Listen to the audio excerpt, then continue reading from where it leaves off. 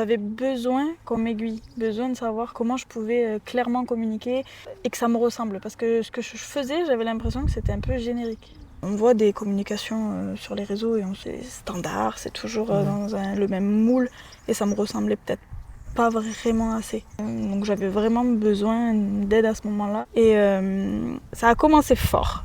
Il fallait qu'on sorte de cette zone de confort. Donc la première semaine, ça a été savoir qui on était et ce qu'on voulait et comment le mettre en place. Et après les autres semaines, ça a vraiment été la technique pour mettre en place ce qu'on a fait tout au long de cette semaine-là. C'est la base de ce qu'il faut savoir quand on doit communiquer. Et je pense que ça me servira tout le long de mon métier d'entrepreneur.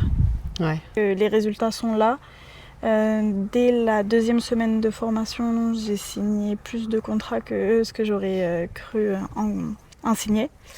Et à la fin du mois de formation, j'ai un chiffre d'affaires qui me permet aujourd'hui de pouvoir vivre de mon activité.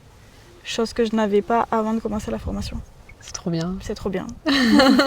En fait, c'est pas une formation comme on pourrait en voir que digital, en e-learning. Il y a un vrai accompagnement derrière. Si on n'avait pas compris quelque chose ou si on avait besoin de plus, on avait les lives 2 fois par semaine qui nous permettaient de revenir sur des sujets. On avait la possibilité d'échanger sur WhatsApp et de poser des questions. On prenait confiance.